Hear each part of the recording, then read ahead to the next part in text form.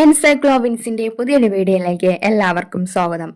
ഇന്നത്തെ വീഡിയോയിൽ പ്രധാനമന്ത്രി ആവാസ് യോജന പദ്ധതിയെ സംബന്ധിച്ചിട്ടുള്ള ഏറ്റവും സന്തോഷകരമായ ഒരു അറിയിപ്പാണ് നിങ്ങളുമായി പങ്കുവയ്ക്കുന്നത്. നീണ്ട നാളത്തെ കാത്തിരിപ്പിനു ശേഷം പ്രധാനമന്ത്രി ആവാസ് യോജന ഗ്രാമീണ പദ്ധതിയുടെ ഗുണഭോക്താക്കളാകുന്നതിനായി അപേക്ഷ സമർപ്പിച്ചവരിൽ നിന്നുള്ള കരട് ഗുണഭോക്തൃ പട്ടിക പ്രസിദ്ധീകരിച്ച് ഇപ്പോൾ വാർഡ് സഭകളിലും ഗ്രാമസഭകളിലും ആരംഭിച്ചിരിക്കുകയാണ്. ഗുണഭോക്തൃ പട്ടിക അംഗീകരിക്കുന്നതിനായുള്ള ഗ്രാമസഭകളാണ് വിവിധ പ്രദേശങ്ങളിൽ വിളിച്ചു ചേർക്കുന്നത്. അതോടൊപ്പം തന്നെ പ്രധാനമന്ത്രി ആവാസ് യോജന അർബൻ പദ്ധതിയിലേക്കുള്ള രജിസ്ട്രേഷനും അംഗീകാർ 2026 എന്ന പ്രത്യേക ക്യാമ്പയിനും നമ്മുടെ സംസ്ഥാനത്ത് ആരംഭിച്ചിരിക്കുകയാണ്. ഇത് കേന്ദ്ര സർക്കാരിന്റെ മേൽനോട്ടത്തിൽ നടപ്പിലാക്കുന്ന പദ്ധതിയായതിനാൽ ഇതുമായി ബന്ധപ്പെട്ട അറിയിപ്പുകൾ പലരും ശ്രദ്ധിച്ചിട്ടുണ്ടാകണം എന്നില്ല.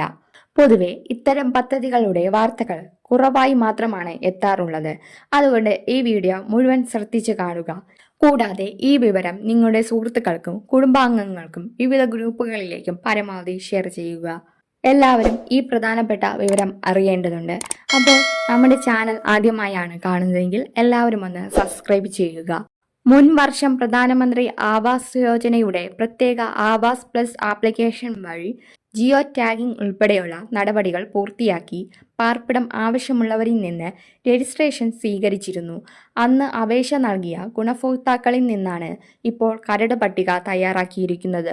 കേന്ദ്ര സർക്കാർ നേരത്തെ അറിയിച്ചിരുന്നതുപോലെ ഏകദേശം 1 ലക്ഷത്തോട് അടുത്ത് പാർപ്പിടങ്ങൾ നമ്മുടെ സംസ്ഥാനത്തിന് അനുവദിക്കപ്പെട്ടിരുന്നു. അതിനാൽ താൽപ്പര്യമുള്ള എല്ലാവരും എത്രയും വേഗം അപേക്ഷ സമർപ്പിക്കണമെന്ന് അന്നേ അറിയിച്ചിരുന്നു.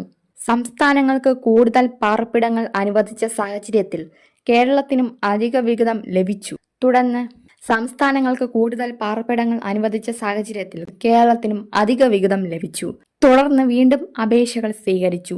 അന്ന് അപേക്ഷ സമർപ്പിച്ചവരിൽ നിന്നാണ് ഇപ്പോഴത്തെ പട്ടിക തയ്യാറാക്കിയിരിക്കുന്നത്. ബ്ലോക്ക് തലത്തിൽ നിന്ന് പഞ്ചായത്തുകളിലേക്ക് ലിസ്റ്റുകൾ കൈമാറിയിട്ടുണ്ട്.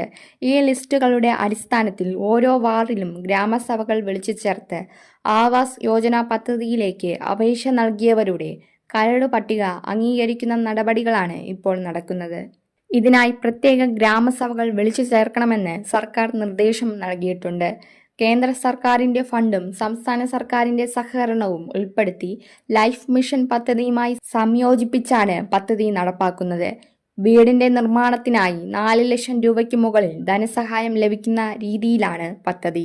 കേന്ദ്ര വിഹിതമായി ഏകദേശം 72,000 രൂപ ലഭിക്കും. സംസ്ഥാന വിഹിതമായി ഏകദേശം 48,000 രൂപ കൂടി ലഭിക്കും. ഇങ്ങനെ കേന്ദ്രവും സംസ്ഥാനവും ചേർന്ന് 1,20,000 രൂപ ലഭിക്കും. ബാക്കി വരുന്ന ഏകദേശം 2,80,000 രൂപ ജില്ലാ പഞ്ചായത്ത്, ബ്ലോക്ക് പഞ്ചായത്ത്, ഗ്രാമപഞ്ചായത്ത് എന്നീ ത്രിതല പഞ്ചായത്തുകളായാണ് വഹിക്കുന്നത്.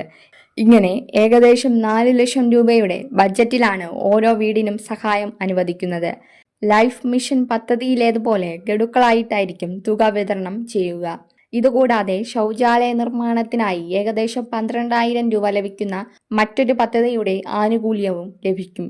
മഹാത്മാഗാന്ധി ദേശീയ ഗ്രാമീണ തൊഴിലുറപ്പ് പദ്ധതിയുടെ ഭാഗമായി വീടുമായി ബന്ധപ്പെട്ട് ഏകദേശം 100 ദിവസത്തെ തൊഴിലവസരവും ലഭിക്കും.